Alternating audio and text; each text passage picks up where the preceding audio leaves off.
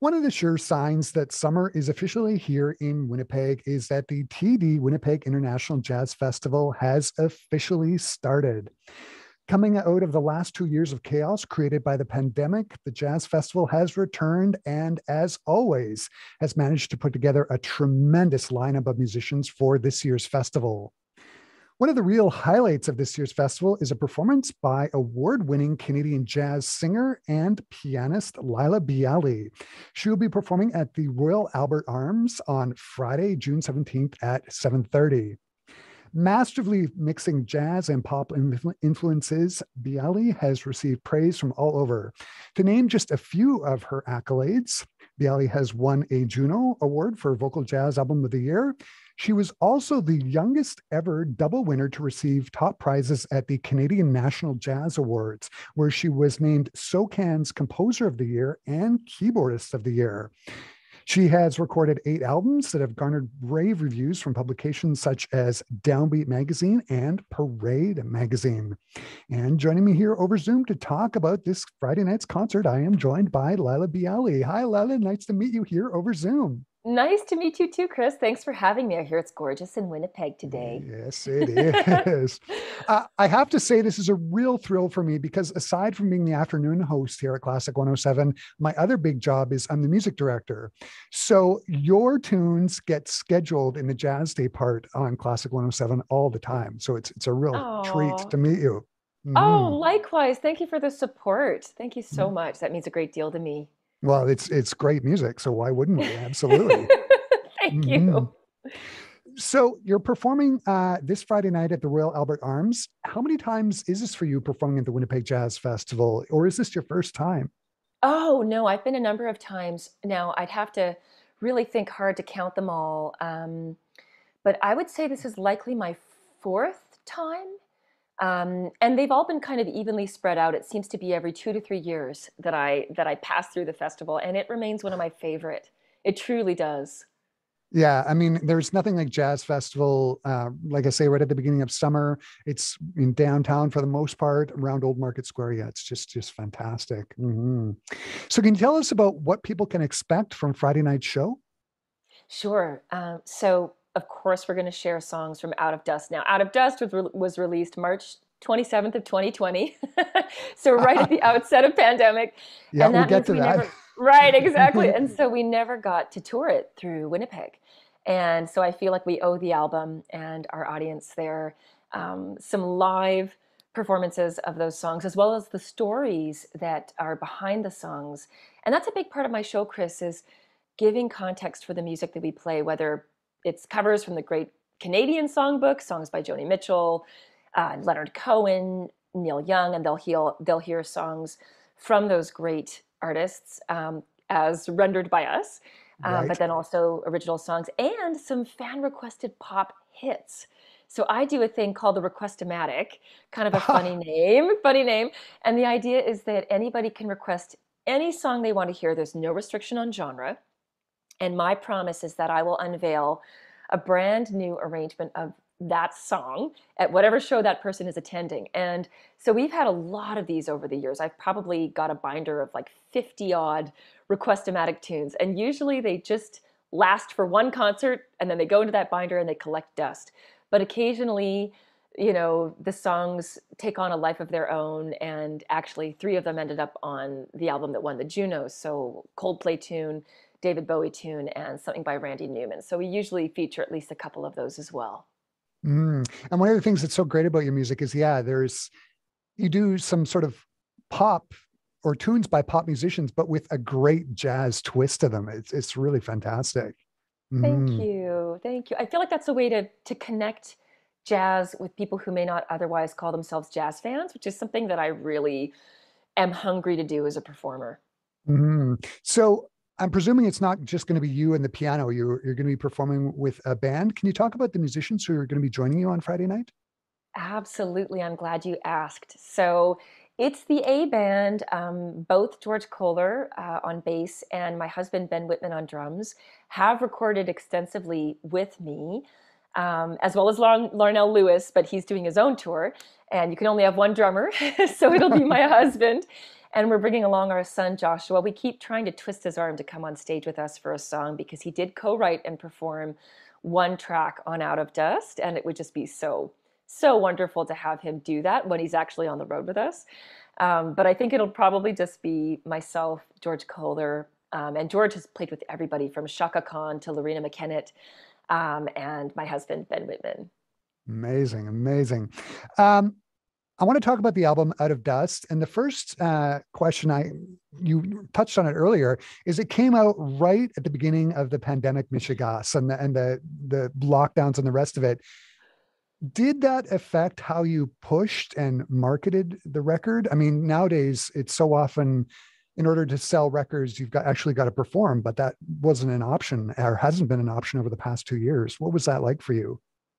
It was strange. My husband Ben is also an engineer, so I did not have the burden of try of becoming an engineer myself in no time at all, which I watched all my colleagues have to figure out how to broadcast themselves live with decent Yeah. sound and picture. But I had Ben to help me with that, so I was very lucky there. But sharing songs via live streams, I mean, it's so beautiful, Chris, that we were able to do that. It was a really important alternative venue, for lack of a better word, right? While we were all stuck at home. And what a gorgeous way to remain connected and for the music to continue to be able to reach people. But it's very different. And I've always said that, especially in jazz, the audience almost becomes another member of the band, where their Right. presence, their energy, their spirit, what they bring, their response in real time contributes to what happens on stage that day. And Mhm. so it felt much more one way with the live streams. However, we appreciated all the emojis and the comments that would pop up during live streams. And so that was how we did it, like everybody else. We filmed ourselves. Sometimes we would pre-record, other times it was in real time. And I also started a series called Quarantunes, where I would record with most of the people who had gone into the studio with me for Out of Dust. And we would all record to click. We would do it in one take, so it was almost live. And my Right. husband would collate all the tracks and the video, and the audience would get kind of like a virtual version of those songs that was a little different than what you would get if it was a live stream. Hmm. One of the other things I love about your music is you're not afraid to use instruments that aren't necessarily associated with jazz. You'll very often use strings to sort of accompany and extra voices, including like a variety of wind instruments such as flute and bass clarinet. And it's all done to sort of accomplish a texture or a sound that you very clearly have in your mind. Why is this so important for you?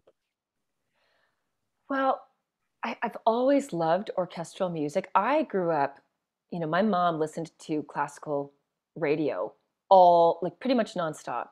And so classical music was really my first love.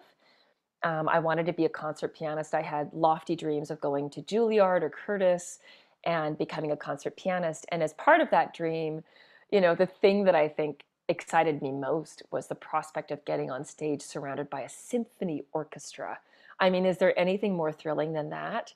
So, as an arranger and composer, I think that palette of colors has always been something that I hear. Now, in live performance, we can't always capture all those textures, but it's beautiful to be able to do it in the studio when you have the benefit of time and budget and all of that. So it's just a kind of a wider palette to be able to experiment and play with that I think can bring more variety to the songs on an album from one song to the next. Oh, fantastic. You were mentioning earlier that you're going to be doing tunes from the album Out of Dust. I was doing some reading. The album was named one of the jazz albums of the year by Downbeat magazine. So it's obviously receiving great reviews, as all your records typically do. How does that feel to be recognized by Downbeat? Oh, it's amazing. Chris, to be totally honest, I struggle with feeling like I fall a bit in the cracks between jazz and something other. So when such a reputable publication within the jazz community like Downbeat says, no, we celebrate this as a version of jazz, it just encourages me to keep doing what I do, which is a little bit unique within the jazz world. So yeah, thank you for mentioning that. It's wonderful, very Yeah, well, affirming. it's a great record, and the concert on Friday night, I'm sure, is going to be just fantastic.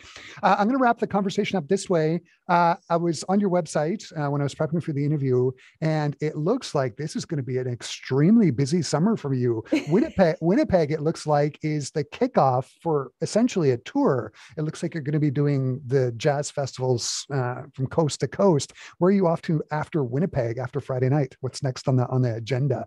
We're in Regina on Sunday, and I actually give a little masterclass and talk in Winnipeg on Saturday. So I'm in Winnipeg for 2 days, which is a luxury. And then we continue on to Regina, Medicine Hat, Victoria, Vancouver, um, Calgary, Edmonton, Ottawa, Montreal, Saskatoon, in that order, I believe. And Yeah. then on to London, Ontario, and Cape Breton. And then I actually fly back across the pond to Germany to do something there. I started touring again in April. I brought my husband and son to Europe for a 3 week tour there. And then I went to Atlantic Canada. And then I was just in the US. So it's been pretty nonstop. But of course, this is like the lifeblood of what we Yeah. do as musicians. And we've been missing it so greatly for more than 2 years essentially. So this is just an awesome opportunity. I do not take it for granted. So I can't wait to see people in Winnipeg. Totally, totally. And the Royal Albert Arms is a great venue. So it's going to be just a great show. Laila, this has been a real thrill to chat with you. The concert on Friday night at 7:30 at the Royal Albert Arms is going to be fantastic. Thanks so much for taking the time to chat with me today. Oh, Chris, thank you for having me. And we'll look forward to seeing folks at the Royal Albert Arms. My first time there. So can't wait. Great.